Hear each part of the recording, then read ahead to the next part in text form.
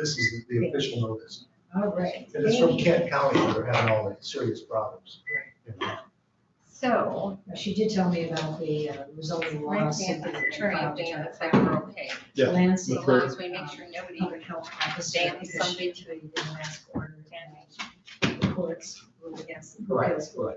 Yeah. Right, that was that resurrection. Right. Yeah. you just want me here to give Yeah, I talked, you must be talking to her about that. too. No, that's last night. Yeah, she told me about that as well. No. We're all set. Here was this thing that people could watch. We are live. See this thing? Okay, you're saying. Anybody hear from Gwen? Is she coming? She's coming. She must have just got tied up a little bit in traffic. It'll be right here at 7. Well, it's funny you should say that because I'm at work and I'm like, well, I'm strategizing what I need to do before I get here at 7. And then I'm like, 7? Yeah. Oh, 6. Oh my, So, yes. yeah, 10 after 5, I'm in the car to go home. Yeah, I was in the car coming back from Trevor's. Same thing going, okay, when I hit the door, I've got to do this, gotta do that. Yeah. Here was the, So, that that was was a all flavor curveball. project. Oh, Right. And he's the only one that I. Well, we're creatures of habit. Questions. It's a good thing I remembered it was 6. Could be worse, because Michelle should have found I think if Yeah, they're here, it's usually. probably. Well, yeah, we have so many meetings, lately, it's like, it'd be easier for just. Because I have your tuna baskets, you want me to bring them So- tomorrow so, night? And I said, I have to see you tomorrow night. She I said, think oh, we'll- yes, you are. I know, I'm gonna be downstate. I've got So don't let me forget. I won't, Oh, it really is. That's I the thing you felt told me, bad because for I her. would still been down there, Yeah, so. she, You know, she just had a time. They were not very close. So I say, Will, you should do a seminar. Yeah, that's a joke. I think it's significant that the two people in the audience are Leelanau Township people. Gary's working on the Omena project and Michael's just wrapping up the Gills Pier project. Did you have agendas? Oh, I thought Laura, oh, I'm sorry. Yeah. They went around, but apparently Oh, okay. I thought Laura put, pass one time. So. Does everybody have one? No. Pass them. Oh, we need one more. Do you have one? Well, there's one thing. Now I'm we saying, have two. Okay, Is there one for Gwen there? Right on the hill. Okay. They give her one. They gave me one too. Sorry. Didn't All say right. it. Well, I think we'll get started here. I think Gwen will show up, but I think we'll be all right. I'll text her to see if she's in the room. Yeah, but it is 5 after. So please rise for the pledge of allegiance. I pledge allegiance to the flag of the United States of America and to the republic for which it stands, one nation, under God, indivisible, with liberty and justice for all.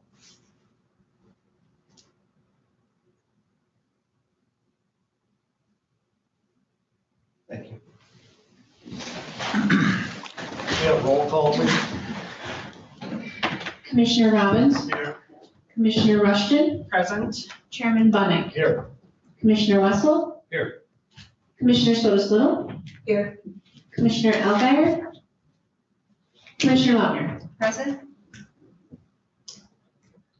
All right, so then that would bring us to, is there any public comment? And I would say with you two, you can actually join in. If you have a question, raise your hand. I'll call on you. You know, we'll kind of, because it's so small and I think we'll be somewhat informal. Is that okay with everyone? I think Yeah, that's that's great. All right. Thank you. So just so you know, you're part of the meeting here. So we have Mr. Scherer here. And this is the purpose, is the broadband feasibility study. You want to go ahead with explaining it to us, please? Yeah, I'm connecting to Zoom right now so that my desktop can be shared. All right.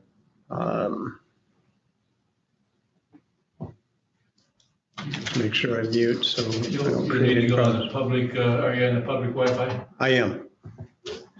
Yep, I'm connecting now.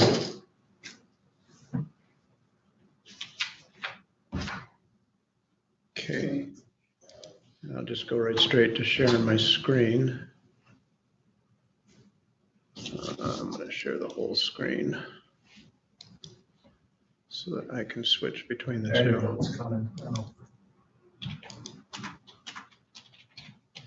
Oops, let me close email. And on your windows. Yeah, I got to keep, I can close the, I think I can close the browser too. Okay.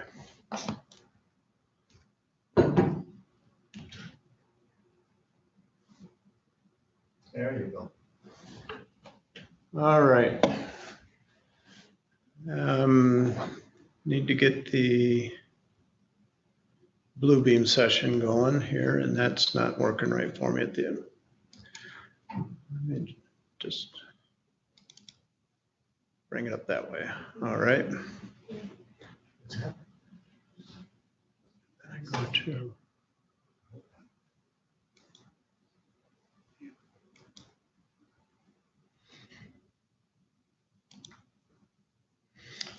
All right. I think we're ready. Thank you, everyone. I'm thrilled to be here. I just wanted to introduce ourselves. This is my wife, Diane. She's the D in DCS Technology Design. Our last name is Cher, so you can figure out what the middle C is for now.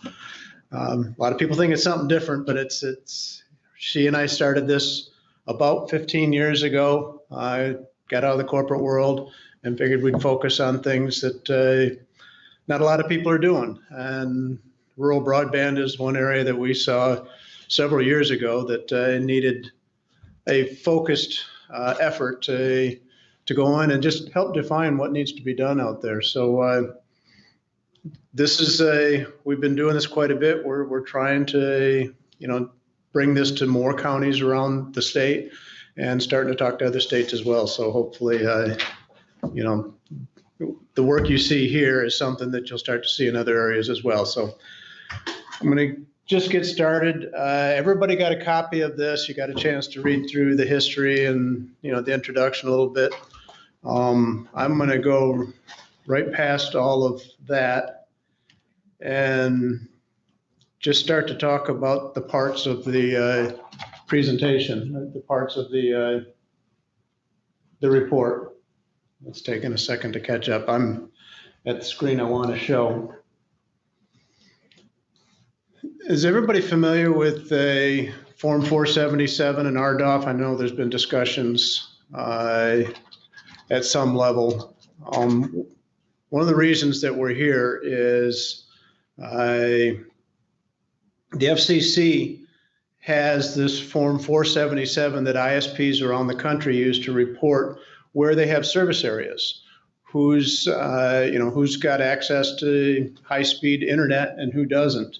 And there's a lot of problems with that form. The unfortunate part of that is that form is being used to establish funding for certain areas, how government funding is going to be spent. And one of the areas that impact, or one of the funds that has impacted, or I should say will be impacting Leelanau County in the next few years, is RDOF, the Rural Distribution Opportunity Fund. And there was a reverse auction last year that there were just a few vendors up here, a few ISPs up here that bid on it. Charter was one, Cherry Capital Communications was the other one, that were both awarded. There was a third one, Starlink, as you may know. But that one doesn't make a lot of sense. We'll talk a little bit about it when we get to that. But what I wanted to do first was explain, and that's how I started the report, was explain the relationship between Form 477 and RDOF. And this first drawing here, or this first map, I should say, shows it's not a very good one.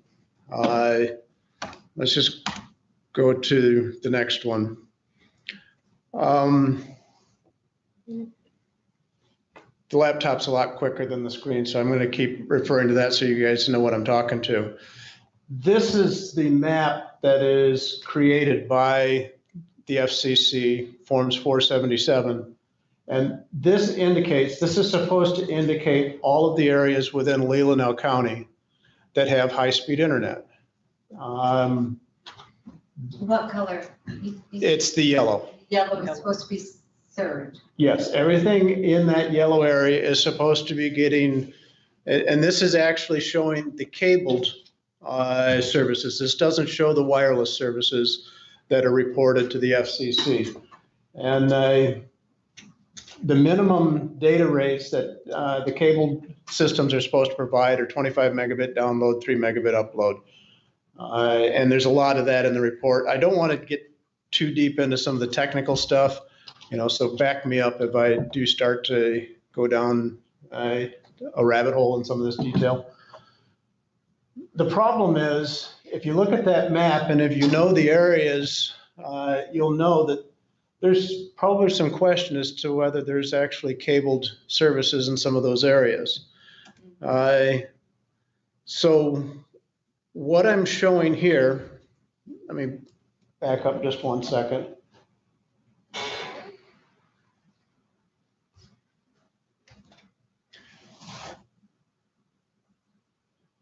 What the FCC is saying here is that all the yellow area does not qualify for federal funds for broadband internet in rural areas. All the white areas do. But interestingly, when they did the auction, these are the areas that actually got awarded. The kind of pink colored areas, that's Cherry Capital Communications. They were awarded those areas through the auction. All of the blue area was awarded to Charter. And all of this yellow area apparently, or based on FCC reporting, is supposedly already serviced. And yes. It's not. Right. We know that, and Yeah. that's the whole purpose of this report. So if we overlay the actual work that we did, we went out and surveyed all of the parcels across the entire county. All of the dark blue is where Charter is located. All of the light blue, this area in here is the RDOF awarded area that Charter is supposed to be building. The pink area is Cherry Capital Cherry Capital Communications. And the yellow area in our survey now is all of the unserved area. So at the end of the day, the FCC has said, we'll award money for all of these unserved areas, but they've left out everything in yellow. And right now, today, there is no plan on how we're going to get cabled internet to any of those areas. As a county, I should say. We know that there are a few efforts going on with the smaller ISPs, Cherry Capital being one of them, where they're building or planning on building. 186 Networks has some fiber going on. But beyond that, this is the main purpose of the report, is to show you where all the areas are that are still being left out so that you can work on a plan, you can work with the municipalities, you can work with the ISPs. You know now where everything, all the gaps are throughout the entire county.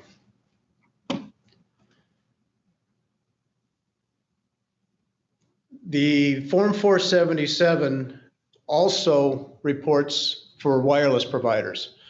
So everybody that's providing wireless internet in Leelanau County is supposed to report twice a year to the FCC on Form 477, and they put it into their database and create maps.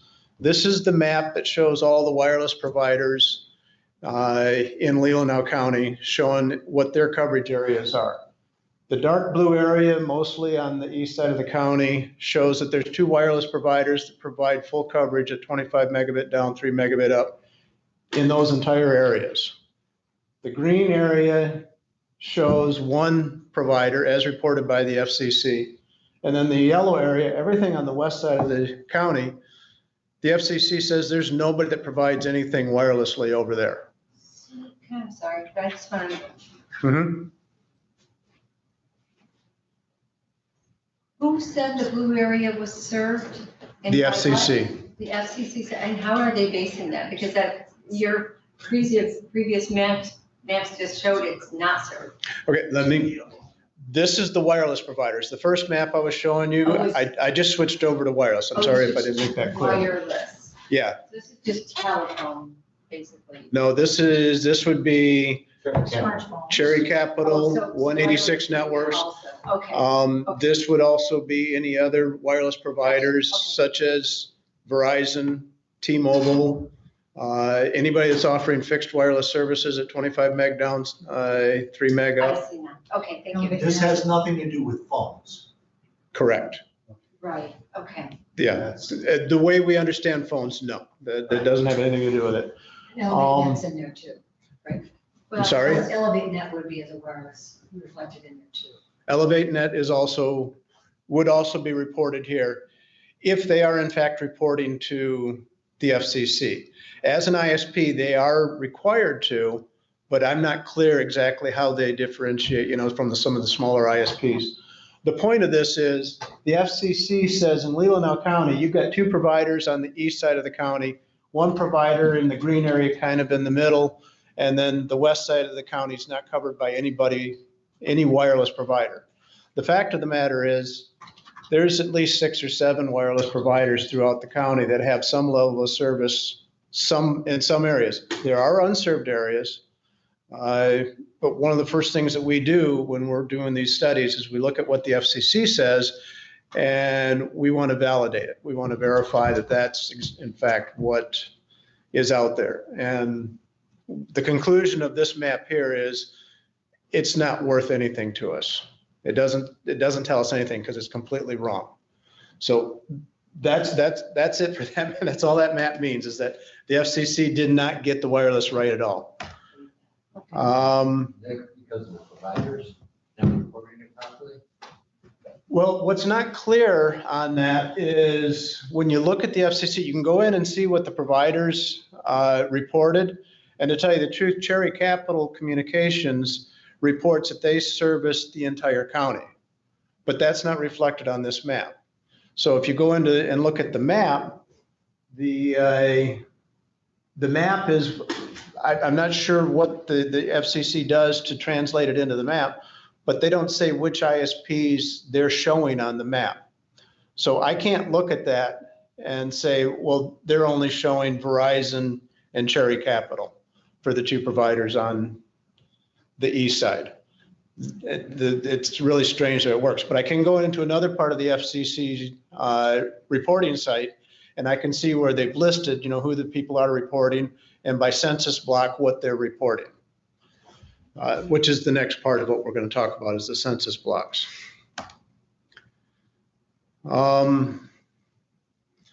This last page that we were just looking at just shows a breakdown.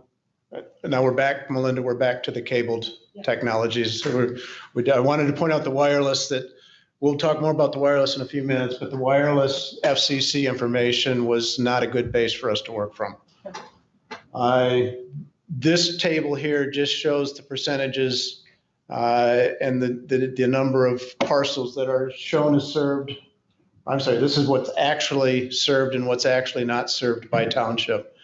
And as you've all seen, there's a breakdown of each township toward the end of the report.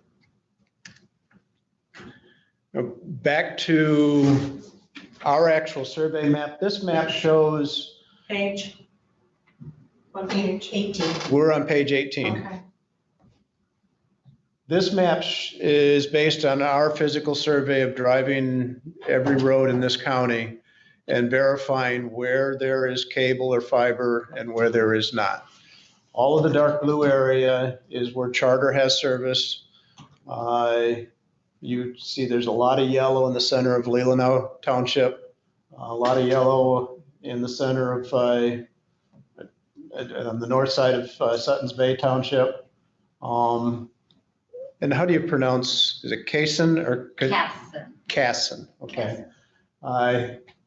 There's a lot of yellow across the south anyway, of the county. None of that has any service whatsoever. There are fiber cables running through some of those, Central Highway, there's fiber.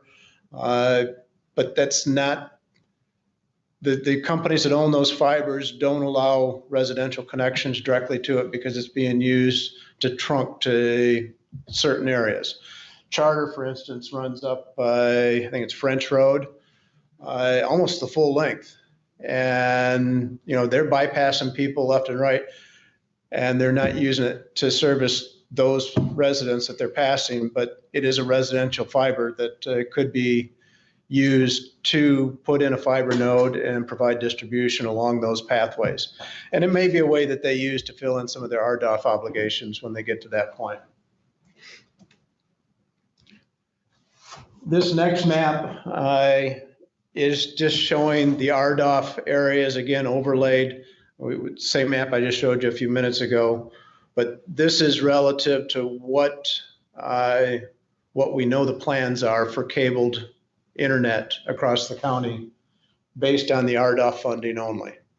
And the light blue area, again, is Charter. The dark blue area is where Charter's existing. The kind of pink colored area is Cherry Capital Communications. And all of that yellow that you see, there are no plans for yet. We don't know how cable or fiber would get to those parcels right now. And that totals, I think, close to 3,800 parcels across the county that do not have access to it. But anyway, this is the cabled side of it. So I'm going to move on. This next page, trying to make sure I covered all of the cable technologies. There's another cable technology that does provide internet to some level of decent service, and that's DSL. DSL is provided by CenturyLink and AT&T in parts of the county. And I believe, this map here on page 21 shows the areas that are reported by AT&T and CenturyLink as their service areas. This is also FCC 477 data. AT&T reports all of the darker orange areas as providing 25 megabit down, 3 megabit up. And CenturyLink is mostly just in Bingham Township and up into Sutton's Bay Township. They don't report anything faster than 10 megabit down and 1 megabit up. What we did was we physically located all of the DSLAMs, which are, that stands for DSL Active Multiplexer, Digital Subscriber Line Active Multiplexer. And those are the active boxes out in the field that are the start points for DSL services for residential customers. As you read through the report, there's a little bit more explanation in there about how DSL evolved from the old phone lines. And they're using the existing phone lines throughout the county to provide DSL services.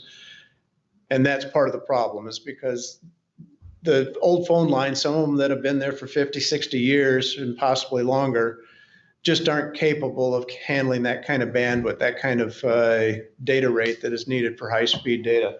I was just gonna ask you if it says that nobody's happy with the DSL in the county.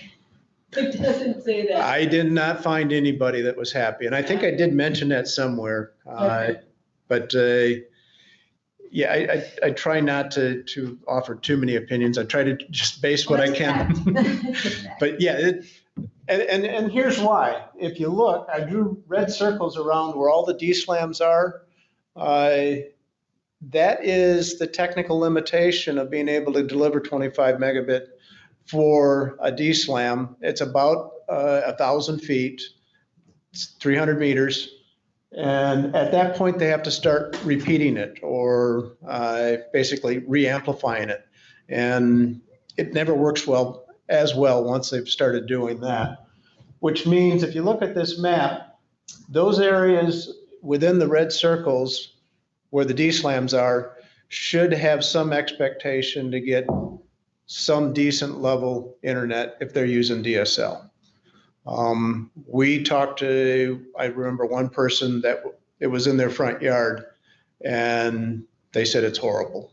But I said, here it should work. And it was newer technology. There is some older digital technology up toward the north that I wouldn't expect to work very well at all. It's what they were doing in the late 1990s and the early 2000s.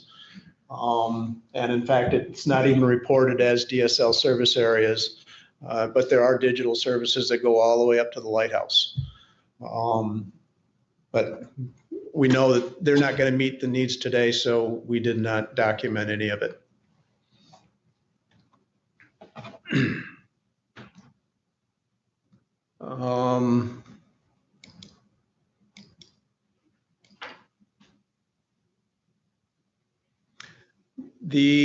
And this was a late addition. And this was one of the reasons you got a revised report this morning. The next page, on page 22, is the Grand Traverse Band fiber, GTB fiber. We knew it was there, but I was under the impression while we were doing the study that the Grand Traverse Band had fiber built through the county strictly for their own facilities to connect the casinos together from Williamston up to Shabbytown. But I found out that they are starting. They don't have any defined areas yet, but they do have fiber in place, and they are planning. They do have a website that is launched. And if you go to it, it looks like you could actually sign up for service, although it kind of gets you into a loop. You can't really get to a point. You have to contact them and talk to them. And in speaking with them directly last week, they are definitely moving forward. They just haven't established any first areas that they want to build out yet. So I don't want to speak for them, but they're definitely a work in progress at the moment to start building residential fiber off of their backbone. And the nice thing about their system is that they've already got the fiber backbone in place that can service these neighborhoods, service these areas. And in fact, it's hard to see on this, so this is where I want to switch over to this map here. This is ArcGIS. This is the platform that I use to compile all of this data. Do we have that map in our report? You have images of that map, and you will have all of the data from that I'm going to show you right now. In fact, it's that little thing taped on the back of my screen is the data that needs to be turned over to Rob so he can put it into the county system, so that what I'm showing you at this point, depending on what you guys decide, what the county decides how they want to use it, you will have access to far more detail than what you can read in that PDF report right now. So, but I wanted to show you a little bit of what that might look like. If we, the way ArcGIS works, everything is done in layers. And so the first layer that I'm going to turn on here, this is the survey that we did by parcel. And once you have access to this, you'll be able to zoom in. And I Yeah, like parcels. Yeah, and this is overlaid onto the county database onto their system. So each of those parcels, you can click on it, you can hit the address, you can search an address and find out, if they've got access to service, and even where it ends. And in some neighborhoods, I mean, there's 21,000 parcels in the county right now, so I'm probably not going to be able to zoom in on some of the most telling ones, but there's definite borders from where things are served and where things are not served. And in some cases, there's going to be a neighbor that has access to charter cable, able to get gigabit per second service in their home, and their next door neighbor doesn't have access to it. That's going to show up here, and that's going to help the city leaders, the township leaders, to say, look, charter, we know you're building RDOF to this point. You've already got it to this point. We've still got this area out here. What's it going to take to do that? And that's going to be one of the best values you have in this report, along with the database in the background. Chris, does this report then, the ISPs have access to it if they want it? If you want to give it to them. And then this is your data at this point for you guys to manage and handle how you want. And, moving forward, if we want to talk about it, I'm happy to help you out with that, under other arrangements. But at this point, this will be all turned over to you so that you can explore it, figure it out, and by township. Once it's presented, if it's presented at a public meeting, this is public, it's available to the public, correct? Yeah. So they don't have to FOIA it, they can just ask. No, for they it. just ask it. However, Yeah. does that include the information that's gonna be forthcoming? Whatever's presented at a. Whatever's public presented to us meeting, is as I public understand. information. Okay. Yeah, So everything on this drive then, once I hand it off and it's put on your system, it'll be open to the public, is what you're saying, okay? And that's fine. A little clarification there, because you've got the raw data is what you're giving Rob for the GSI system, so. Yep. That was so that we could do different searches that we might want to compile the data. And so that isn't available unless somebody, I suppose, asks. Well, if they ask for it, we would give it to them. Yeah, and want to pay for it. I mean, I missed part of it, but Yeah. whatever No, we're is not given to us gonna will be public That's what I information. was trying to, you walked out just when he was Yeah, explaining okay. that the map, the report itself is available to the public. That's But he what I was- was getting at. Yes. Yes, there's a delineation between what information is public and what information is not public. Right, we're not gonna turn over everything that's in the GSI, because it wouldn't do any good. We want that, the purpose Well, of but that, technically, if someone asked for it, we would have to give it to them. well, we can deal with that Yeah, later. but then if someone did ask for it in FOIA, we would have to give them anything that is it's presented just being to us. presented in. It may not make logical sense to them, but we would have to give it to them. They do it, they have to system. What normally happens with it? Well, in municipal government, it's generally public data. In Washtenaw County, which is the best example that I could give right now, I don't believe everything we put in the GIS files are posted to their public site. But like Chet says, if it's requested, then it probably needs to be made available. But for the, a general resident that's looking to see what's available in their neighborhood, not everything we're showing here would have showed up on their site. Just like a lot of documents, we don't post everything on our website, but it all is available for people. Okay. Now, what I wanted to show you here in talking about the Grand Traverse Band, they have provided their maps for the fiber, and that's the orange line. And I don't know how well it shows up. I see it great on my screen. Yeah. But if you look along here, you can see that there's an orange line. I just turned that layer on. In fact, let me just do this. So this is the beauty of doing it in this platform. Let's turn the served and unserved off, and now you can see the orange lines. Yeah, that's like Leelanau Drive, right? I believe it is, yes. No, And that's then- your fiber line, you said, right? That is the Grand Traverse Band fiber line. And then on the other side, is that 633? Well, that's There's on no 22. roads in it. No, I think that's 22. Okay. Oh, that.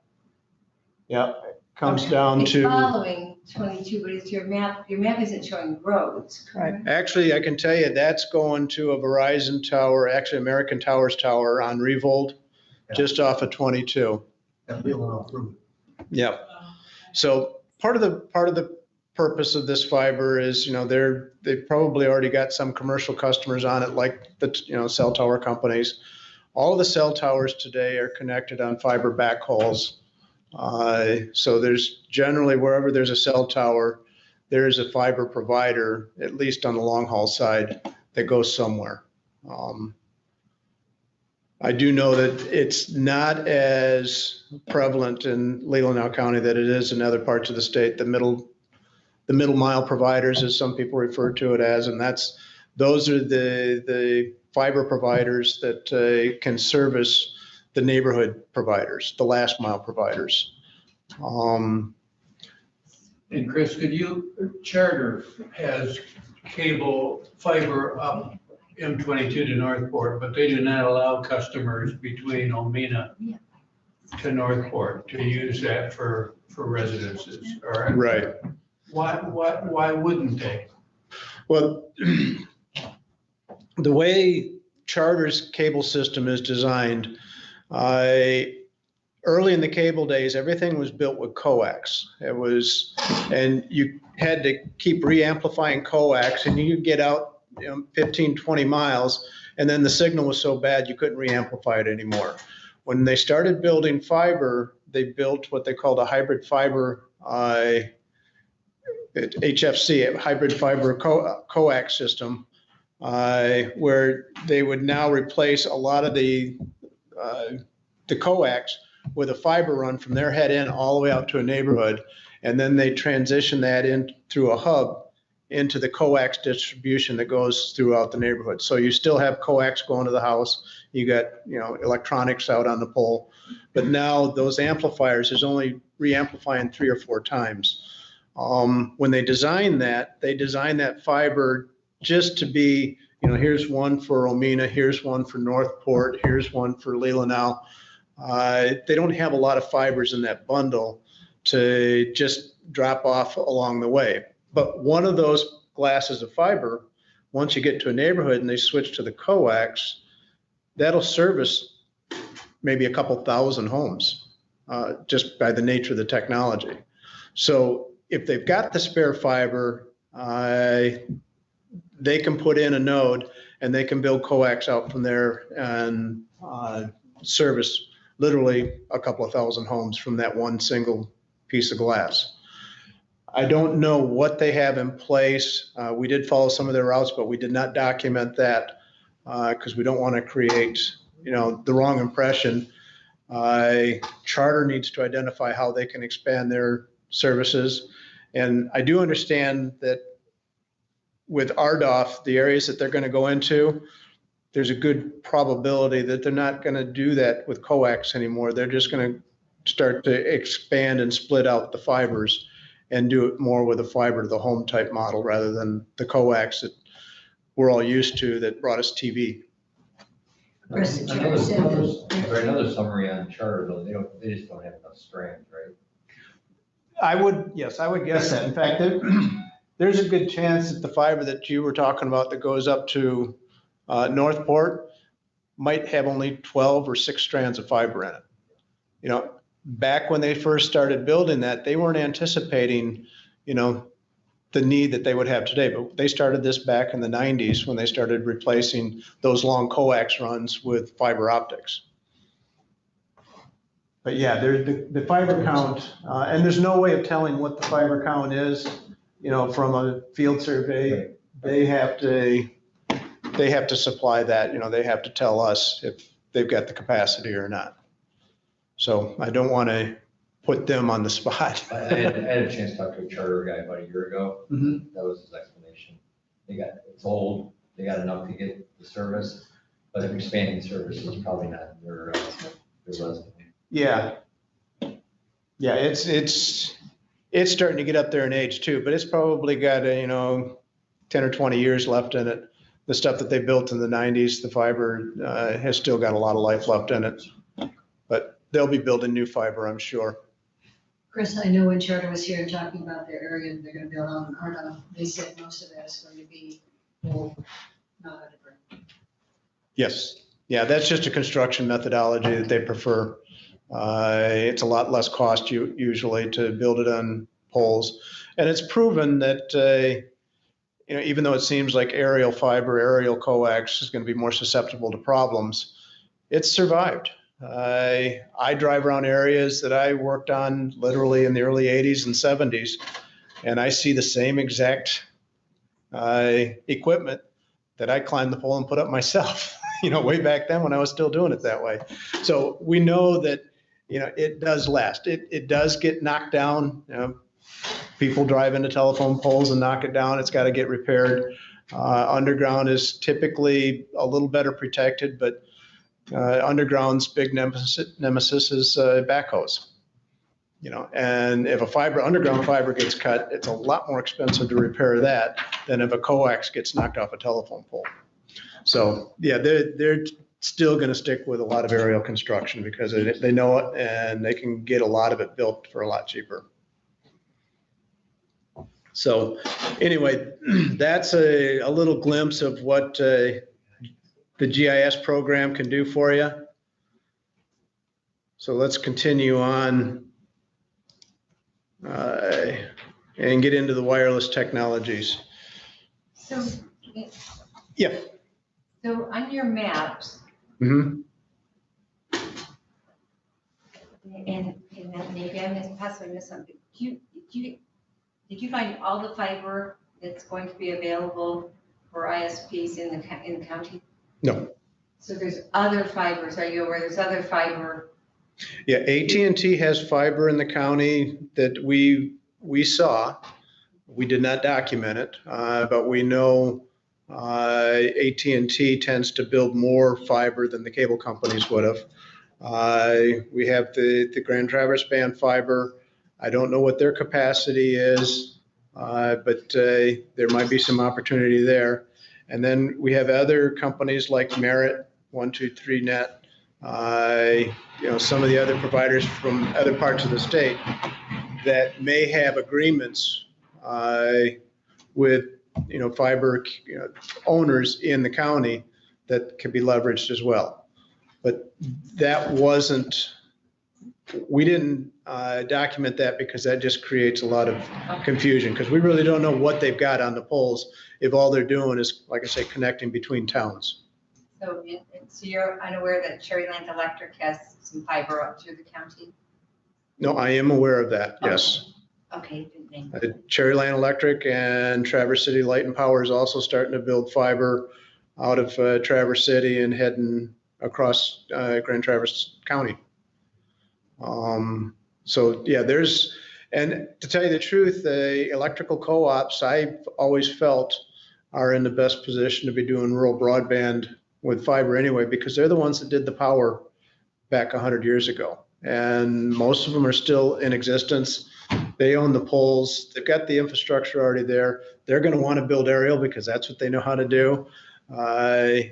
And they did it 100 years ago with electricity. So it makes sense that they just follow those same routes again and build fiber everywhere. So yeah, the electrical co-ops are certainly a good option to be talking to, including Cherryland and Traverse City Light and Power. Traverse City Light and Power only has a small stub that comes up into Leelanau, where they have a little bit maybe down around Yeah. the city, but. Chris, to help the commissioners, would you be able to find out who's got fiber in the ground? Grand Traverse Band has it, Cherry Capital has some, but AT&T's got fiber in the ground. Would we be able to contact AT&T and that's a very helpful map, but if you were able to show all in-ground fiber to the commissioners, and then you'd probably see what options they might have. AT&T is a very difficult one to, I can go out and map and I'd probably get it about 60% right. You think they would, if Patricia contacted them with an official in Leelanau County, you think they would share that information? Where the fiber is? That's difficult to say, because AT&T is so big. It really depends on who you know and, exactly who you get to. Will Ms. Dig give you those? No, She will not give you those? no. Even What- though they know them? No, what Miss Dig does, and I know what they do. I just thought they know. They know what's no, they don't. there. Miss Dig does not know where everything's at. The way that works, because I have an engineering account with Miss Dig, what I can do is I can call in an engineering ticket to Miss Dig and request a locate to be done in a certain area. It can be a big area. I can say, I'm going to run all the way down Central Highway for 3 miles. Then everybody that has facilities in those areas, they're registered. They get contacted by Miss Dig and say, you've got 2 weeks to give them all of that information as far as where your facilities are located, so that they can locate it on their drawings. And So that's when they locate them. They don't know them ahead of time. yeah, Miss Dig does not know ahead of time what's where. They only know who's registered that might have facilities in that area, and then it's up to the providers themselves. And I will tell you, based on experience, It's not a very good system because a lot of times they don't respond to you and you still have to wait until they do the physical locate when they actually start putting a backhoe in the ground. Chris, I could answer Mike's question. We talked with AT&T when we were going through all you don't want to disclose. Most of the providers, the ISPs did, but, Yeah. doing it, so proprietary. Okay, thanks. So let's switch over to cellular for a few minutes. One of the requests was to get an idea of what wireless coverage we really have in Leelanau County. And the first most logical one, just for general coverage, is the cellular providers, Verizon, T-Mobile, and AT&T. And what we did is we got devices from each of the providers, and as we drove around doing our survey, we were measuring signal levels as we were driving around. Every road that we drove down, we measured those three providers, T-Mobile, Verizon, and AT&T. We ended up with about 150,000 data points across the entire county of signal levels that we had measured because these devices were polling every 30 seconds. What we also ended up with was a lot of redundancy because, we didn't drive down every road only once. We, just going back and forth, we had some roads we drove every single day. And so we had maybe 20 sets of data for the same road, which was really kind of telling because different days showed different signal levels for the cellular providers. So we documented that. And there's a couple of images in the report, but again, I'm going to go back to the ArcGIS because you can see this a lot better. If we turn on, we've got 3 layers one for AT&T, one's for T-Mobile, and one's for Verizon. We turn the layer on, and we basically identified 5 levels of potential signal, from excellent to very poor. And that's shown in the legend right there. Now, we can't expect to duplicate this every day because the wireless signals are, subject to environmental conditions, the weather. Believe it or not, foggy weather tends to conduct cellular signals better than a bright sunny day will. It doesn't seem like it might be that way, but over years we've learned that. So this is just a reference only. It's a lot of data. I can't say that it's really scientific. I can't go out and duplicate it every day, but it does give us a much better and clearer picture of what the service areas look like. And as I had mentioned, I'm going to go over to the narrows here because this is what shows up in the report. Is this AT&T? We're looking at T-Mobile at the moment. Okay, thank you. I can show you AT&T. But what I wanted to show you is the level of detail that we've provided here in these reports. And one of the things that I pointed out was that here we've got an area where one day we measured, and these numbers keep getting smaller as I zoom in, but one day we measured minus 82, the next day we measured minus 121, which would be considered poor. And it was the same T-Mobile device. I don't recall what the time of day was, but we also, if we click on that, we bring up a little pop-up that gives us more technical information that doesn't really help us a lot here, but it validates a little bit more of what we were seeing that day. It shows the date and the time. But again, the bigger picture, which is what we really wanted to show, is if you look at this map, zoom down a little bit, you can see T-Mobile has really good coverage following Duck Lake Road here. Starts to fade off as we get closer to Sutton's Bay and closer to the government center here. If we head This way out Duck Lake Road, we see a lot of small pink dots, which tells us T-Mobile is not a good candidate today for any kind of internet service that you'd want to depend on for your home. And that's really the best use of this data right now, is just to kind of do a cross-check to what T-Mobile's reporting on their website as coverage areas to what we've actually measured using T-Mobile devices out in the field. You wanted to see AT&T. And we can, also overlay these on top of each other's if there's any reason to need to do that. But we'll turn T-Mobile off, and AT&T, you can see, has much better coverage around the county. It's more consistent, especially in these areas where you see the large blue circles. Those typically are very close to the cell towers. So if you turn on there's another layer in here that shows the cell towers that we found. We documented the exact location, took pictures of it.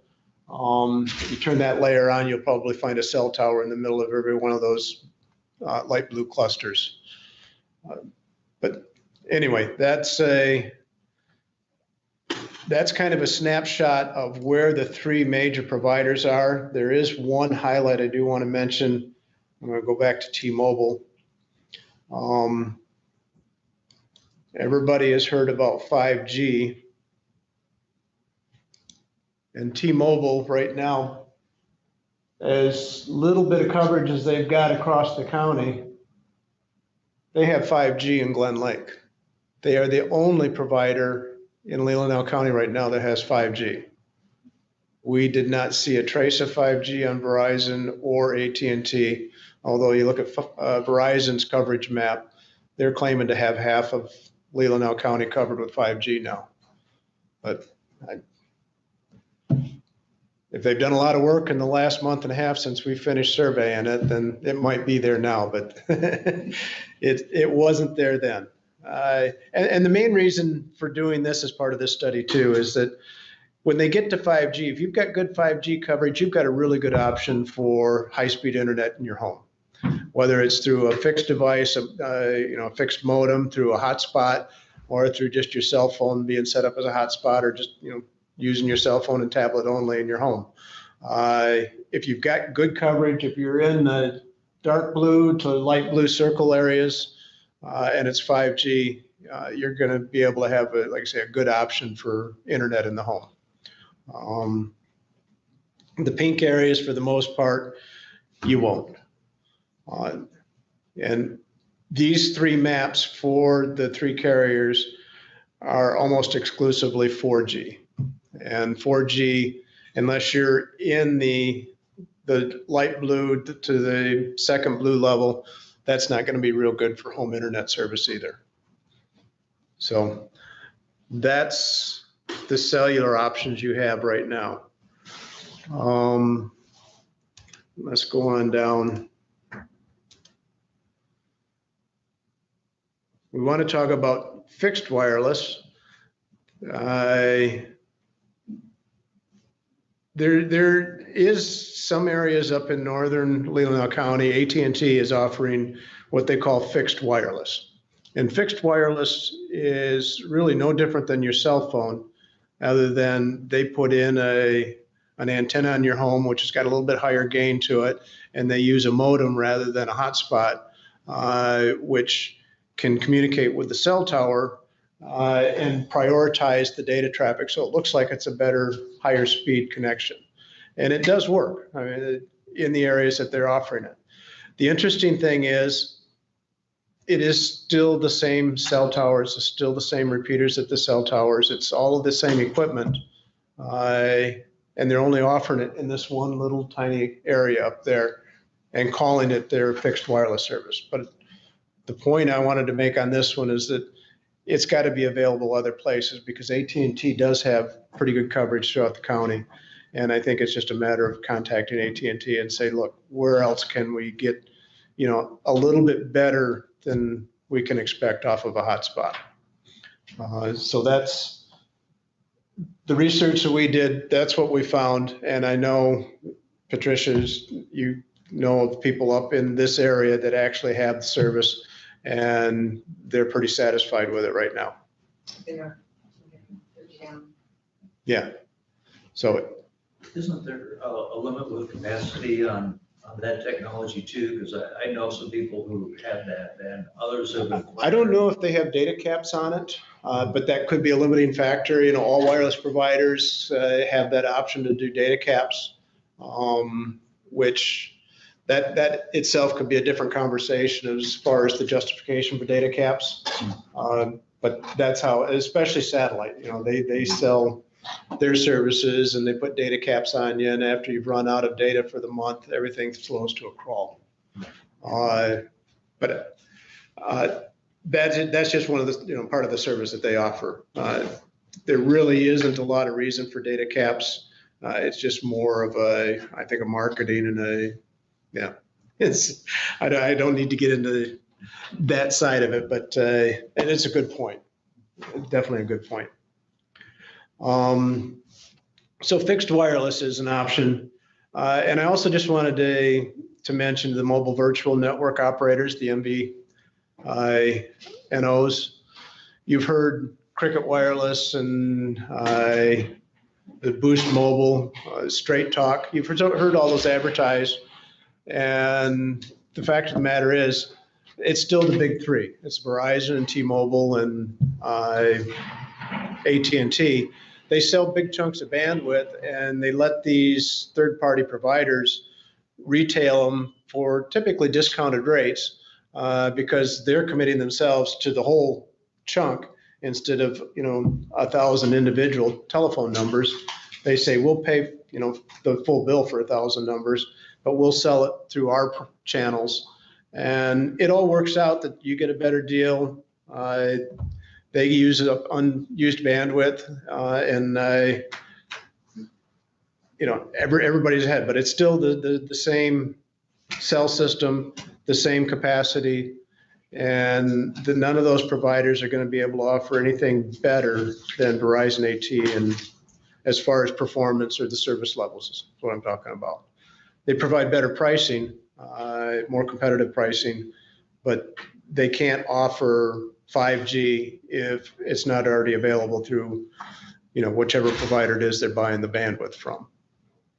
So just a word on that so people understand that the MVNOs are just resellers of what we already have in place. They don't have their own system. They don't have their own towers. They're highly dependent on those guys. Wi-Fi. This one's been an interesting one. We started out discussing Wi-Fi. We've got actually more than three, but there's three Wi-Fi providers that we talk about in this report. I don't talk too much about the performance levels, only to discuss what could be expected from some of the technologies that they might be using. But Wi-Fi itself, it's technically what they call the IEEE 802.11 family of technologies, were never really designed to be an outdoor technology. When Wi-Fi first launched back in the 90s, they found that they could put a Wi-Fi antenna on a tower and serve a number of people. And some guys took that as a business model and ran with it, and they've done well. I'm not knocking them. It's not designed to be a long haul technology. So they've had to do a lot, and I call them pioneers because they went out and did things that they weren't supposed to be able to do, but they did it anyway, and they've had success at it. And there's quite a few companies across the state actually that have built pretty good businesses off using this technology, and there have been some improvements. The problem with Wi-Fi, it's hard to find where it's at unless you get the Wi-Fi providers telling you where their systems are, where their antennas are, where how much power they're using, and exactly which technology they're using, because there's several of them. You know, you may have heard the term 802.11b, G, N, AC. I don't know that anybody that is providing Wi-Fi in Leelanau are past what they call 802.11n, which is 2 generations old. Because AC and AX, which is the newest one that's out now that you can get for your home, don't offer any advantage when it comes to the distance it can travel. There might be some slight speed advantages, but it's a forklift upgrade for the providers to replace all that equipment with the newer generation equipment. So if it's not broke, they're not going to fix it. It's working pretty well for their customer base right now, and that's where they're at with it. But the point that I've tried to make in the report is that it's not a technology to try to build a countywide plan off of. It just, it's not that well suited for it. So this part of the report does get into each of the 3 carriers that have services. The information that they are willing to share with me is in the report. Not all of them were willing to share much. And even what was shared with me was shared with some conditions, which they're pointed out in the report. And so we did document where some of it was at. And I'll just real quickly, Cherry Capital right now has service in these areas in pink. And we're on page 33, if you're following along. I don't have a good sense of, what kind of performance they have in these areas. We talked to a couple of people that were very happy with it. We talked to a couple of people that weren't so happy with it, but it was working for them. The main thing about Cherry Capital is they're starting to look at building fiber in these same areas. And as some of you know, Gills Pier right now is underway, and that's also documented in here. But I just wanted to show this. This is probably, if you overlay. Could you leave that map up just a second? Is that data provided by Cherry Capital, or is that confirmed by you, or both? That is data provided by Cherry Capital, and I would say half confirmed by our survey. We found a lot of their facilities, but the agreement that I made to get this data was that we wouldn't include the physical data of locations that we found and had documented, because there's some concern about privacy rules with the Michigan Public Service Commission and things like that. And so, but I know, I'm just, one more question on that. I see at the top there, that pink area out to almost to the lighthouse. I know some neighbors there have contacted me recently with a lot of frustration. Why don't we have any service? I could show them that area, and if they live within that pink area, they probably have service, just don't know it. yes. Haven't taken it, perhaps. You mean They could have service. yeah. Yeah. According to Cherry Capital, they have service in those areas. There are customers in those areas that are active. Thank you. According to Cherry Capital. Yep, according to Cherry Capital. On the boat. Now, we did see some customers up there that did have it. There was one neighborhood. It was very interesting. I had a fun time driving around this county, and I'd drive, turn the corner and I'd be in a completely different world. There was the neighborhood up there where all the homes are right on the water almost. And it's a sand dune all the way up and over the hill, and that's all there is all around it. There's nothing but sand dunes, and there's an entire neighborhood like this. And they had, I think it was Cherry Capital I know they had Wi-Fi, and they had a main antenna on one person's house, and were relaying it from that, and that's how they were getting satisfactory service. They couldn't do Zoom meetings and run their business downstate from home very easily, but they were able to keep up with email and things like that. And that's what they were expecting, and then that they were okay with it right now, but they are definitely looking for something better. Is that Cathead Bay? Cathead Bay? Yeah, that was it, Cathead Bay. Now, I didn't know what to, because just down the road, you're driving through the densest wooded area. You can't even see the water through the homes that are along there. Then you turn the corner and it's all this big, huge sand dune. It's beautiful. It's just absolutely beautiful driving around this county. What was I going to show you next? You may get me a little sidetracked, but please don't stop the interruptions because that's what makes this go well. This is where Cherry Capital has been busy with fiber. This is the Gills Pier area. And this is based on, the red area is based on what we physically surveyed. There is fiber built. It is in the ground. I don't know if it is active yet, but it is in place. And I got to believe that it extends beyond that red area today because they were actively burying fiber when we did this. The green area that shows up on the map is what they have published on their website as permitted by the county to build. And I don't know what their timeline is today, but that is their intention to have that built out in short order entirely.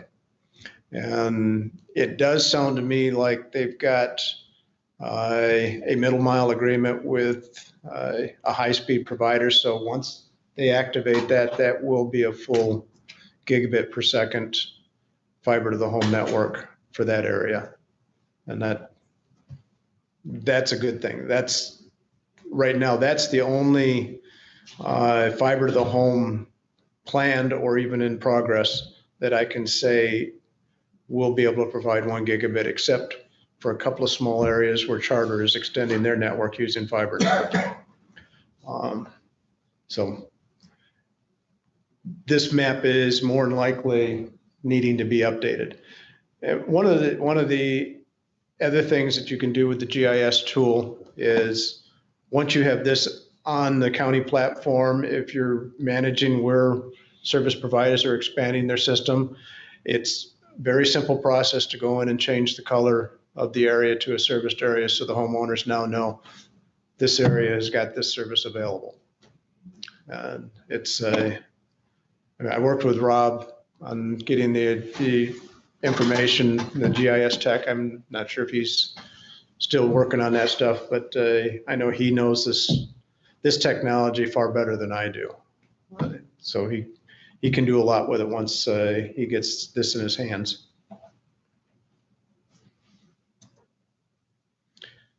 This could also be a very effective marketing tool for our real estate. Yes, absolutely. Yeah, this is overlaid on the property information data already. So when you click on a parcel, if it's in the county system, you click on a parcel, you get the tax information, the size of the property, the whole history of it.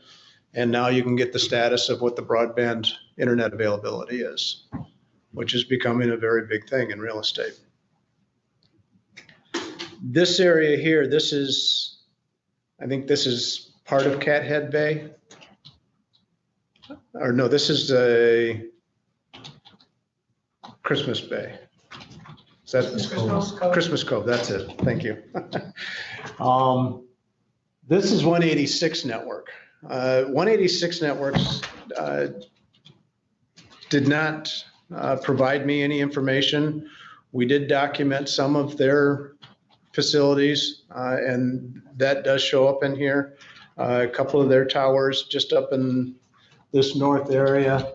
And this neighborhood was originally all wireless. And I'm not sure what the timeline was, but they built fiber to all of those homes. And they're all connected. People are thrilled with it, although it is still connected to the internet through a wireless backhaul. And it's not end-to-end fiber, right? Pardon me? It's not end-to-end fiber, is it? It's fiber. From the tower. It's fiber from a tower that you can almost see it there. There's a light green dot right there.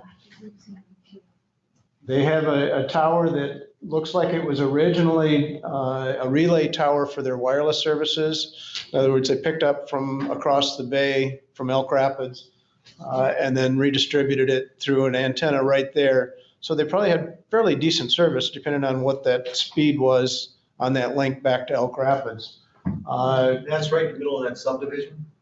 It's off on the edge in a cherry orchard.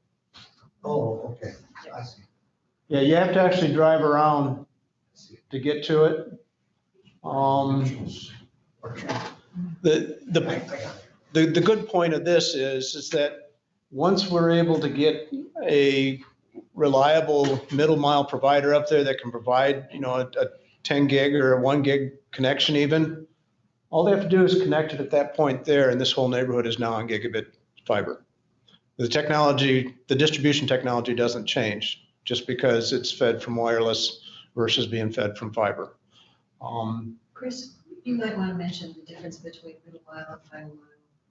Just terminology. I mean, it's in your report. But. Yeah, what I was talking about earlier with AT&T, the middle mile, and actually one of the things I run into as a consultant, and I've worked all over the world actually, is I get into a room, I have to figure out the terminology that people understand. Middle mile provider is a new term that I just started to learn up here. Downstate, it's the backhaul. Okay. And basically what that means is you have the internet and then you have all of the major cities connected through super high-speed fiber connections that run along railroad corridors. It looks like the old railroad network is what it really looks like. From those cities, they have extensions going out to the smaller suburb areas, which we call the backhaul, which can also be referred to as middle mile. And those are handed off to the smaller providers that then take it and start to distribute it out to smaller locations and then eventually down to residential areas and businesses. So that last segment is considered the last mile. The segment that feeds a node that might feed several of those segments is typically the middle mile or the backhaul. And then the interconnects between cities can be called a lot of different things, but those aren't really relevant to this conversation. But yeah, what we're lacking in Leelanau County is that middle mile provider that has coverage. We know we've got the Grand Traverse Band going up Center Highway down through Bingham Township. We know we've got Charter running up French Road. There's fiber in other locations. AT&T runs up 22.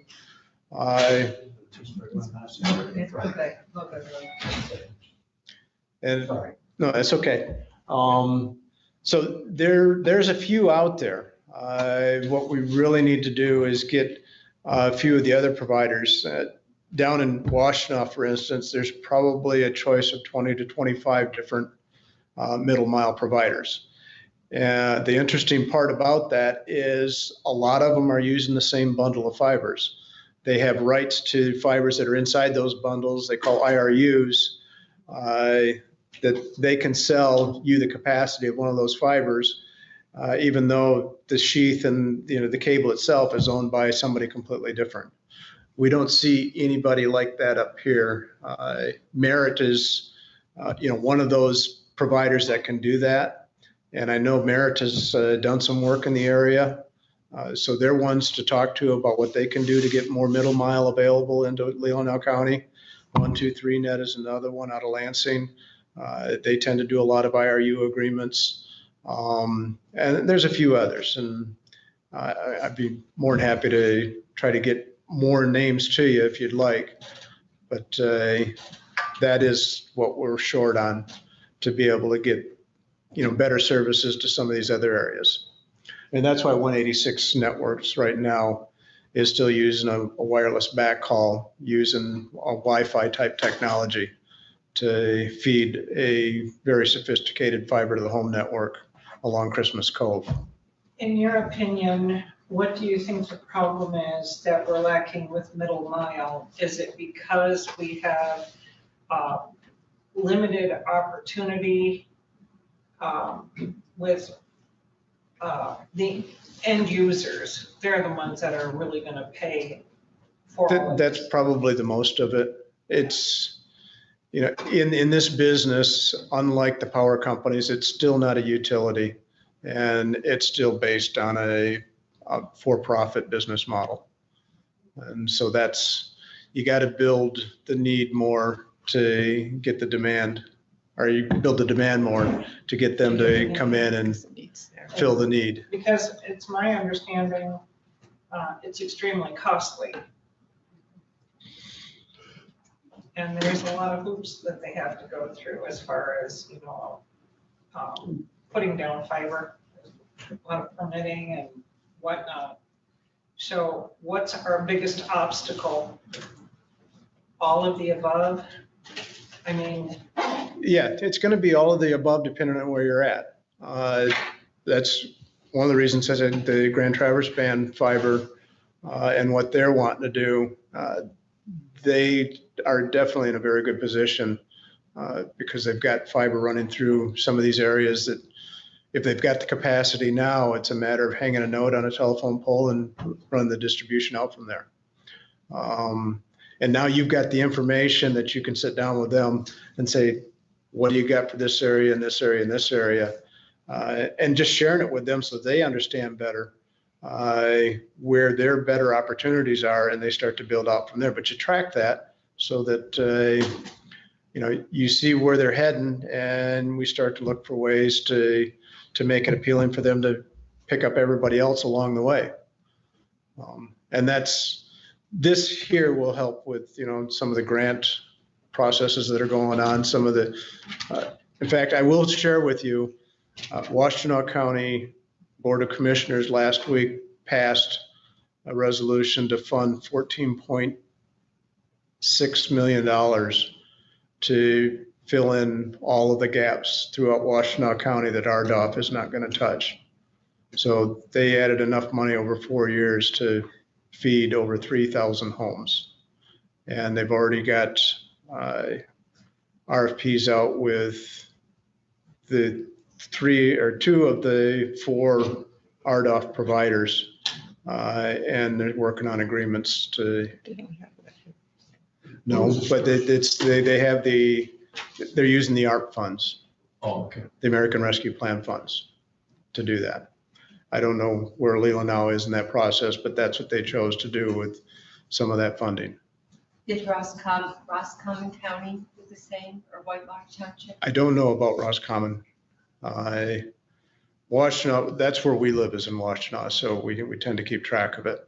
Yeah, Roscommon's all setting their consumers, residents, whatever.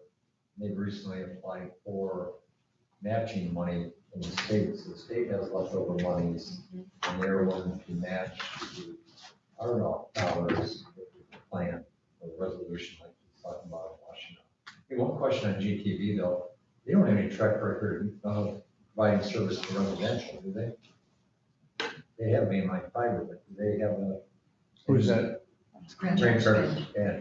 Yeah. They don't have a- Not that I know of. so how- They do in Bingham. They do in Bingham. They're serving some households in Bingham. so Do they? I hate to set our expectations that we'll deliver some sort of, that they don't currently do. Well, what I would suggest is going to gtvfiber.com.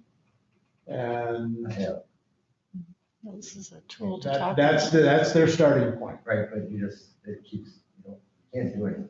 It's a tool. And I mentioned that earlier. Okay. Right now, it takes you kind of into a loop, but based on my conversations with them, they want to start talking more, and they're looking to do something substantial, I think, pretty sooner than later. But didn't they say in the August presentation to the county that they weren't interested in doing residential? I did not see that. I thought that came up during the August meeting when the tribe was here. We didn't show an interest in doing residential. They want to work with other ISPs, last mile. Okay, that's what I thought. And in some areas, they will do that as a provider themselves. It depends on where the fiber is and what they're trying to do. Yeah. So they're doing a combination. So they currently don't have a truck, go out to your house and put that fiber. I guess that's my point. I cannot answer that. I mean, Because they don't. right. Well, I reported what they gave me, and I will say that based on seeing what they've supplied me, they're in a very, very good position to be a middle mile provider in this town, in this county, and cover quite a bit of it. Maybe working with an ISP, but not on their own. That's the point I'm trying to get across. I don't want to set expectations for Right. commissioners that these guys pull something off that they currently don't do. They're not ISPs. I don't know. Okay. I'm just looking at them as they've got fiber in the air that they're willing to talk about. Yeah, they have fiber in the ground already. Right. Yep. No, I understand that. Yes, but this, Not waiting to be late, it's there. Right. Yep. But the middle mile part is, I think, the question one of the ladies was asking earlier, that's where the money comes into play. And there's fiber all over the state, just how much are you willing to pay as a consumer to bring that utility to your home? And then how much the county is willing to offset that, as Ross Commons demonstrated. Either our dollars or the national. We should get back to the report. Okay. Yeah. I just want to clarify the report so it's not misconstrued that Grand Traverse. Yeah, I don't think we don't say anything in the report to say that they're doing anything. All this report Your shows is comments that. indicated that they were a good alternative. Please. Yep. Okay. The other wireless provider that we want to mention is Elevate Net. This information too took a while to get, but they shared their coverage area with us so that we can incorporate it into the report. And that's what's shown here on this map. This inset map was their image that they sent us so that we could overlay it onto the actual coverage map and be able to identify by parcel who's within that area and who's not. And they've got, this is the Maple City Tower location. And then this next one is the Omena Tower location. So as you're looking at these two images, anybody in yellow that is looking for an alternative, they have an option with Elevate Net to contact and see what kind of service level they can get from them. And what kind of download, upload speeds are we talking about there? With 802.11n, the maximum data rate is around 100 megabits per second down. How far that goes is entirely dependent on the environmental conditions and a few other factors.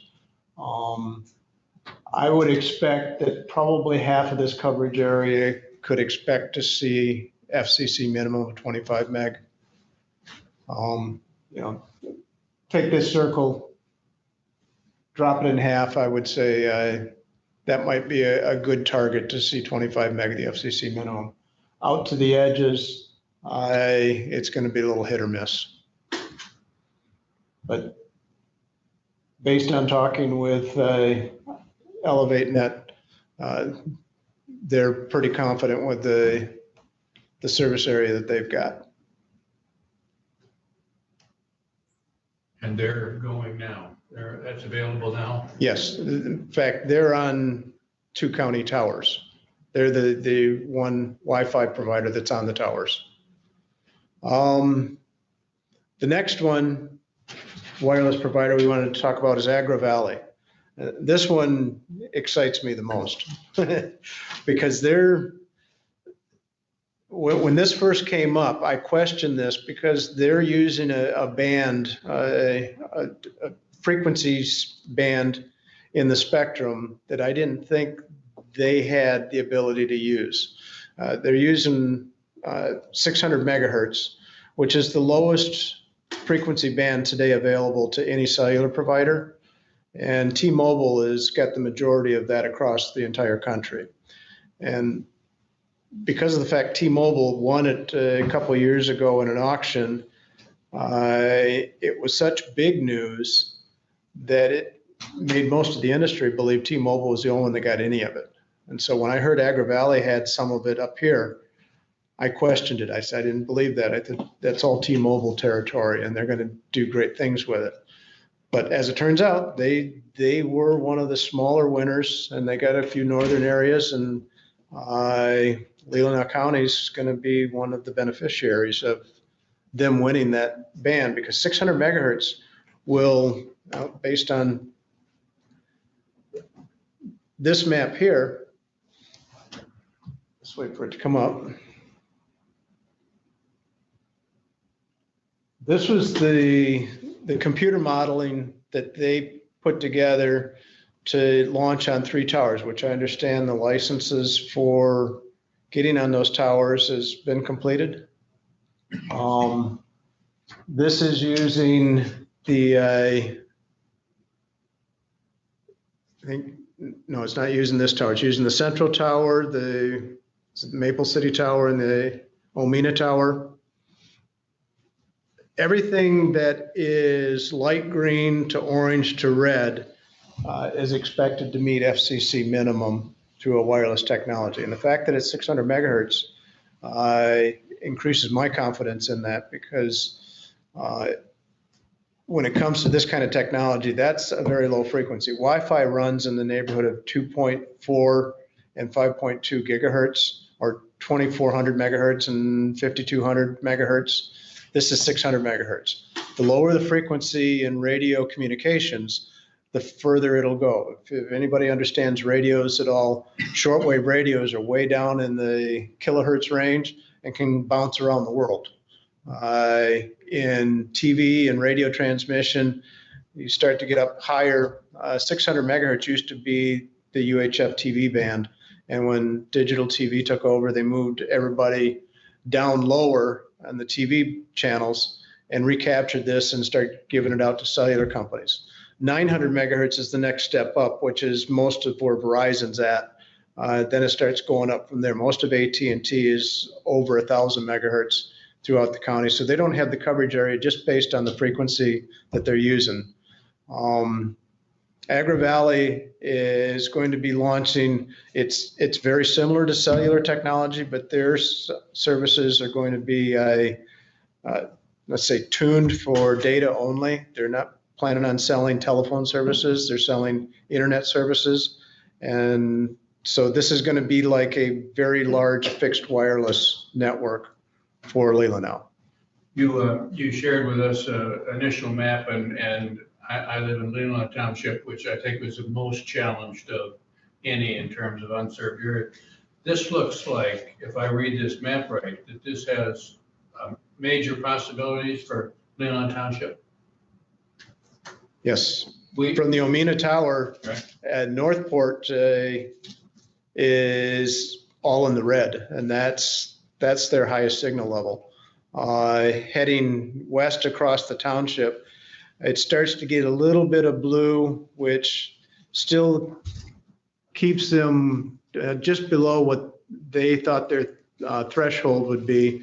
They said everything below minus 110, 105 would be questionable about meeting FCC minimum, which is the 25 meg down.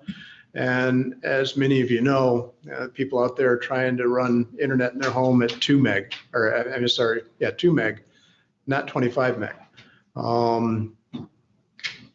It still has to be proven. This is a computer model. They have to get the system up and running and go out and do actual field testing, similar to the testing I showed you that we did, except theirs is going to be a lot more sophisticated because they have the equipment to do it. And they're going to validate these coverage areas before it's published as, you know, what they feel is going to be actual performance levels. But these computer models tend to be a pretty good baseline for what it is that they're doing, especially at the level that they're doing it. This isn't your small, what they call Ekahau Wi-Fi heat maps that we do for buildings and stuff. This is very sophisticated software that they use to create these models. And so this one, I want to see how this one performs, because this is new. This is cutting edge. There's not a lot of areas that are going to see something like this. If T-Mobile does more 5G deployment, they'll be a strong competitor with this. But these guys have the plans to get a lot of the county covered right away with a service that's tuned for internet. So these maps are not in the data that I will have. These were supplied by Agro Valley, and these are just static images right now. So they are not included in the GIS data and won't be able to be looked at the same way as some of the other data is until they do their field validation. And if they supply you the GIS data at that point, then the coverage areas could also be in those maps.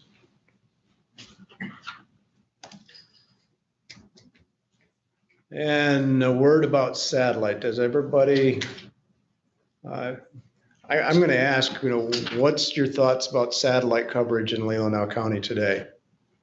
You've got Viasat, you've got HughesNet, now you've got Starlink coming in.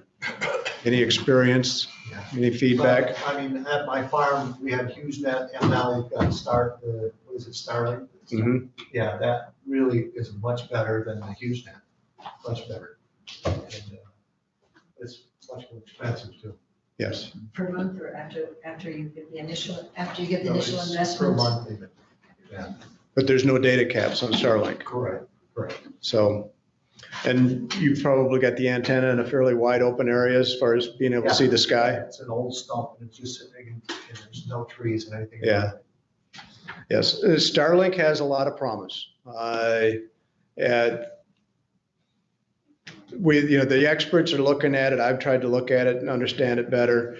It runs at 12,000 megahertz is where it runs, but it uses a low Earth orbiting satellite of about 400 miles above the Earth, much different than Hughes or Viasat, which are 24,000 miles above the Earth. And that's why they have these latency issues. But I think that's going to be a good alternative for a lot of areas. The biggest problem initially is going to be having clear view of the sky. The Hughes and Viasat, you have to have a clear view of the southern sky. With Starlink, you have to have a clear view of a big chunk of sky because they're moving over top. Hughes, the satellites appear not to move because they're synchronized with the Earth's orbit. But it is going to be high speed. The technology itself does have a limitation that people are predicting within 5 to 6 years will start getting hit. The more suburban and urban areas that try to latch onto Starlink are going to cause it to saturate. But there's other satellite technologies coming out, lower Earth orbit satellites, which I talk about a little bit in here with, I forget what the other provider's name is right now. But when it comes to comparing Viasat and Hughes network with what Starlink's doing, there really isn't a comparison. Right. And it will, in short order, fill in a lot of gaps for people that want to spend the extra money to pay for that. And I mentioned earlier that Starlink actually got some of the RDOF money, which makes it kind of ironic because the RDOF money they got is mostly Sleeping Bear Dunes, where there is nobody that needs satellite. But they got money for it. For the FCC, they got money for it. And they put that into development. But once they've launched, which, as you know, they already have launched, it's going to cover the whole county. It's not just going to cover those areas. So they've met their obligation with RDOF in year one, and they had 5 years to do it. So I downplay when I see Starlink areas that are awarded to RDOF or by RDOF because it doesn't really make a lot of sense. But anyway, satellite is definitely a good alternative. It is going to be available across the whole county. OneWeb is the other one that I was talking about. They're launching this year, and there may be options for the government, for you guys, to look at OneNet or OneWeb because they're going to be focused just on municipal and federal government initially. They're not planning on marketing to residential. And their technology is probably a little bit better. They expect to get gigabit per second data services off of their satellites. And they're a little bit lower orbit than what Starlink is. And they do have satellites up there right now. They plan on having it up and operational 100% by the end of the year. So it's in the report, somebody to look at for municipal purposes.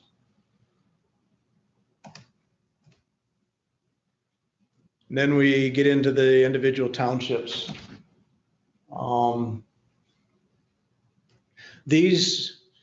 Once you get the data set up in your GIS system, you'll be able to look at these a little bit more accurately, a little bit with more detail. But I wanted to include this into this report, so as you know, in the interim, you have something you can look at the township level and get a good sense. And these are good paper maps to sit down with the ISPs and talk about in your areas as far as what they're actually doing for coverage. And we'll use Bingham, the first one up. As you can see, Bingham, we show the RDOF areas. These orangish pink areas are supposed to be built by Cherry Capital. The blue areas are already served by Charter. The yellow areas are all the unserved areas that will remain after those areas are built. And in talking with talking with Cherry Capital, they know that they have to build fiber to get to these areas. They are obligated by RDOF to build those pink areas. And they've said they do have plans on picking up everybody along the way. I don't know exactly what that means yet, because I don't know where they're planning on building or how they're planning on building fiber to these locations, but they can't service them as islands. They have to build fiber up to them. So that's something that I think requires further discussion with them as far as, okay, besides those areas, what other areas you're going to fill in. And if you look at this one right here, you can see coming from the north, there's a lot of unserved parcels that are along the path that they're probably going to take to get down to this area right here. So it makes sense that they'd want to pick those up, because that's potential revenue to help pay for it all. Also, just for clarification, the RDOF funding does not pay for the build itself. The service providers that have won RDOF money still have to pay the capital cost of building their fiber. The RDOF funding is only for their operational expenses related to those areas that they're building. So over 10 years, they're going to receive funds to help with the operational costs, but they're not supposed to use them so they'll be looking for ways to fund the physical construction. But based on the RDOF rules, they are obligated to build those areas within 5 years. So. And who's supposed to build that? That's Cherry Capital? Cherry Capital is obligated to build all the pink areas. And let's just get over to, this is Charter. Oh, wait for it to catch up. There we go. This is Cleveland Township on the north side of Glen Lake. This light blue area is all RDOF awarded to Charter, and most of it's unoccupied, which is one of the anomalies of RDOF funding, is they didn't realize. Yeah, it is all part. The yellow areas, which are now green underneath the light blue, these are occupied parcels that Charter is obligated to build. But the yellow areas outside of the blue, they're not. And so far in my discussions with any ISP, Cherry Capital Communications is the only one so far that's told me that they'll pick up what they pass along the way. Everybody else I've heard says, oh, we're only obligated to build the RDOF areas. We're not building the rest unless somebody pays us to do it. So It really depends on the ISP. Chris, you might mention that what happens if they don't meet their 5-year obligation or cannot finance it? Well, that's a good question. I don't know the answer. I don't know what's supposed to happen. I think it goes back into the file according to John Stevens. It goes back, and then in the next auction, it's auctioned off.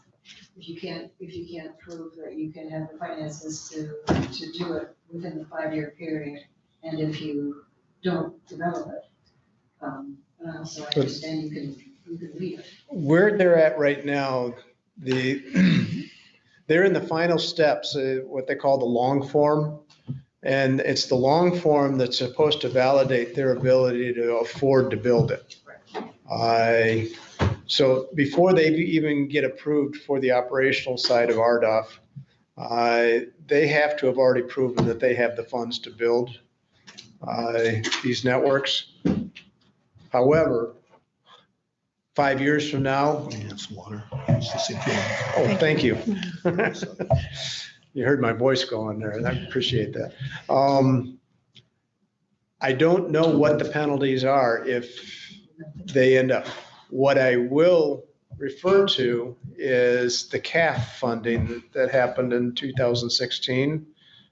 Frontier, actually CenturyLink up here, was given CAF funding in 2016 to do what RDOF is intending to do. And they went into default earlier this year. I think I sent you guys the articles on that, actually. At the same time, they were being allowed to bid on RDOF. So they got their hands slapped. It's not clear if they're actually getting penalized or what's happening. They received money. They actually received funding during the 5 years since they were awarded that. But I'm still not sure what the consequences are that they actually didn't upgrade anything. So I don't know the answer to that one. Which is another good reason for you guys to have this plan, because RDOF is not a guaranteed event here. The RDOF is, its intentions are great, but there's a lot of issues with it. And I've been trying to track it because I've got other clients that are dependent on that. And as I mentioned, Washington, they passed the money to fill in all the gaps, but nobody knows the answer if RDOF doesn't fund the rest of it. So we might get all the gaps filled that RDOF missed, but still not have any of the people in the RDOF area served in 5 years. We don't know.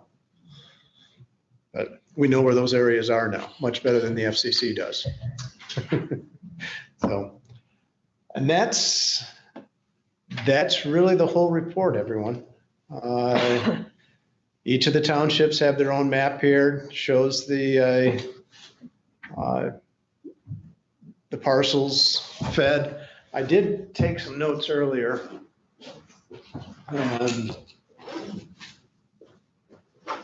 Do you have the dates that this information was gathered?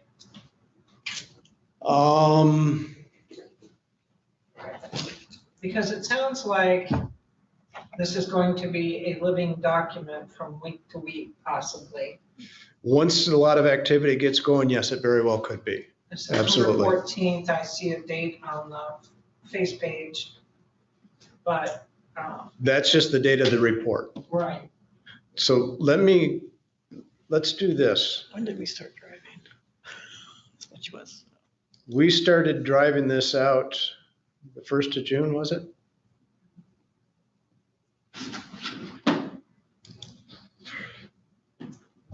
This, I gotta share, this is my driver. When I'm out doing it, she's been watching me for years drive down the road and look up at poles. Yeah, I wasn't letting him do it this time. She wasn't gonna let me do that. She'll drive and I'll look up at the poles. So, That's a good plan.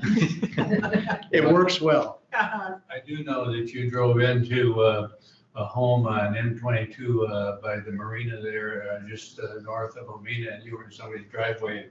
They called me, they thought you were able to see everything on their computer. Oh, no. Okay. I actually have met quite a few of your friends in Northport, Ty.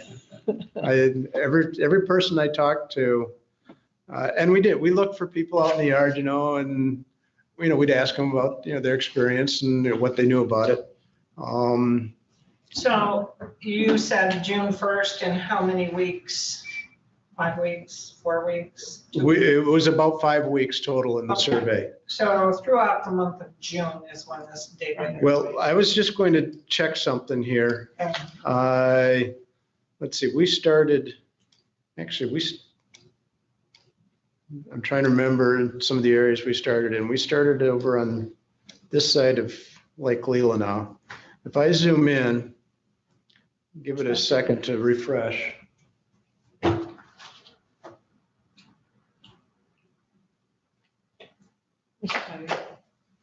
Yeah, well, this is a lot of data even for the computer itself to process, plus putting it through Zoom. Could you zoom out a little bit? Yeah, I know. It'll zoom in. There we go. All right. If you go to a parcel,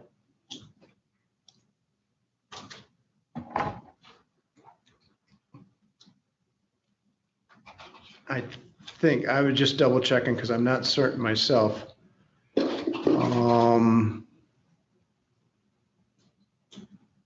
No, it does not. I thought it had the date captured in the data when we captured it. But yeah, it was throughout the month of June and into the first week of July. We were capturing data. We started around Lake Leelanau, and 2 of us went north and 2 of us went west. So we ended up at the far ends toward the end of June, early July. But yeah, you're absolutely right. This is, in fact, it's one of the things I brought up when we were on the Zoom call several months ago, is that once we have this done, if we can get it into the county system, it could be somebody's function to try to keep it updated. And I did talk to Rob about it, and he said it'd be fairly easy. Well, I wanted Keep it to, updated. yeah, I wanted to know when this data was collected because, we live in northern Michigan where everybody tries to get as much done in the summer months. We're going into the winter months now, so we haven't captured whatever's been done basically throughout the summer. And that's what I wanted to know. Right. So, Well, the only activity that I know about is what Cherry Capital Communications are doing up around Gills Pier. I don't believe Charter has started any of their RDOF work yet. So for the most part, at least on the cabled side, this is probably 95% to 99% accurate. On the wireless side, I know there's been a little bit more activity, and that tends to change a little bit. And if Agro Valley starts building, that's going to change the landscape pretty dramatically on the wireless side. Chris, let me ask you a question. You may or you may not know the answer. I was in a meeting several weeks ago with some state officials, and they were saying there's serious consideration at state level matching the county funds dollar for dollar if it's allocated towards broadband and internet structure.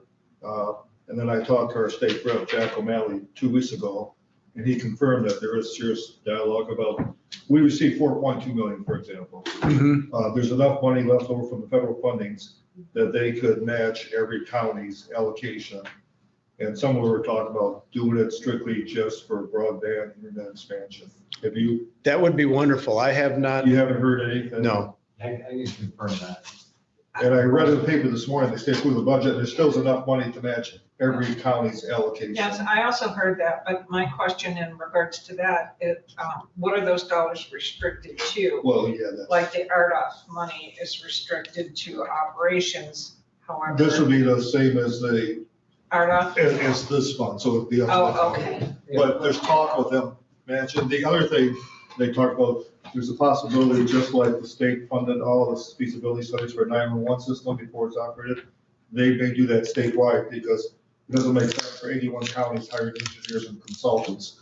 And then the counties may have the option, if they wish to participate, they don't have to, Have you heard about that? Is there any movement on that? No, I haven't. I can clarify the little misunderstanding on RDOF. RDOF can be used for capital. It's just, it can be used for capital. I've been involved with the process and been firsthand seeing how it's being done, what's required, what happens after 5 years. It can't be used for capital to make it work. But they also go through a lot of financial rigor, the provider, to prove that they have viability to pull this off in 5 years. Well, I think that contradicts what you said. You may not have the most updated information. Okay, so what you're saying is the RDOF money can be used for construction Yes. as long as they can prove their viability. They go through the financial rigor first to get approved. So thousands Okay. of people apply for RDOF. And then they narrow that down to a very few. And then within a 60-day period, they have to go through that financial rigor to prove that they can actually do what they said they put on paper. That means Okay. opening up your books. Chris, That I runs- have a question for Great. Chris. I think one of the first counties you worked with was Washtenaw for this. I think that's where we heard about you doing this work. Correct. What did Washtenaw County do once you submitted the report? How have they used this to really make a difference? Now, you told us they allocated some money, but how else? What are things that this commission could do to take this data and make a difference to customers? They have sat down with Comcast, with Charter, with MEC, which is a power co-op in the southern part of the state, which received a lot of RDOF funding, and smaller ISPs that are building small networks. There's a couple of independents in Washtenaw County that are building out fiber networks, and identified where their new coverage areas are. They used the data to create the RFPs that they used to request the cost from all the providers, what it would take to fill in all the gaps. They also used it to define the funding. The one difference between that study and this study is I also did an engineering layer where I laid out a county-wide network, because when we started that one, RDOF wasn't known at the time. So the biggest part of that plan was developing a plan to build a county-wide network that would not be owned by the county, but would be funded by the county and operated by an ISP. And so they had the costs already figured out by township, what it would take to build. It was 3,800 miles of fiber is what it was going to take to cover all of the unserved areas in Washtenaw County. And we had that all laid out in the GIS platform. So they've used it a lot for that. They've used it to identify, they've even used it to identify things for the schools, where we need to get hotspots put up. When the pandemic started, we were already well into this project. And what we learned was kids can't be sent home if they don't have internet and still be expected to stay in school. So the Washtenaw Broadband Task Force secured funding to put hotspots in all of the township hall locations, all of the school library, or all of the public libraries that weren't school, and worked with the schools themselves to try to extend, because the school network in Washtenaw County also has their own private fiber network between all the school districts that was built 20 years ago by the Washtenaw ISD. So they've been using it as a tool right along. And today, the funding was defined in part with the information that we had in that report, in cooperation with the ISPs that were the potential builders of the rest of the network. So it's been a very, very useful tool for them. That is what I hope we don't do, is put this on the shelf, and we need to use it and keep moving. Exactly, and I think we've, Chris has offered to do the same thing on the engineering side to make things out. We have, having the maps and the biggest cost, which was part of what, Commissioner Rustin was asking in terms of fiber, is the cost of the fiber and laying it, or stringing it. Yes. But we know, this tells us, the Grand Traverse Band has a lot of fiber already in the ground. We know now what is planned by Charter. And they are indicating, if you go on that website and put your address in, whether or not you're in their build area that they're going to do, and they're looking at starting fairly soon. We know Cherry Capital Connection is in the one area of Gills Pier. They'd like to go further. But what's nice is the cooperatives. As Chris was saying, if the cooperatives, if Cherryland Electric jumps in, and they've indicated in their letter that they're interested in working with us, 5 out of 7 of the cooperatives from Ohio up through Indiana and on up have actually are doing this, supplying broadband. So for us, putting this together, we've got a lot of options to look at to spend our funds. And so this is a wonderful tool that we have now to really dive into. And we may want to engage Chris to say, okay, now we have a sense of it, we need you to come in and help us tweak it. Or we may not need it. No one has taken. Yeah, the best part about it is that now when you sit down with Charter, you have accurate information that you can show them and say, let's synchronize what we've got. Let's take what you are planning, what we know we need, and what can we do to fill in the gaps? And that's really, at the end of the day, that's what it's all about, is making sure that we're not skipping past parcels. There were, I can't remember how many donut holes I found, but there were locations where there was only 3 or 4 parcels, 3 or 4 addresses of people that could not get cable in their area, but it was all the way around them. And they were getting quotes in the tens of thousands of dollars to get cable built 400 feet.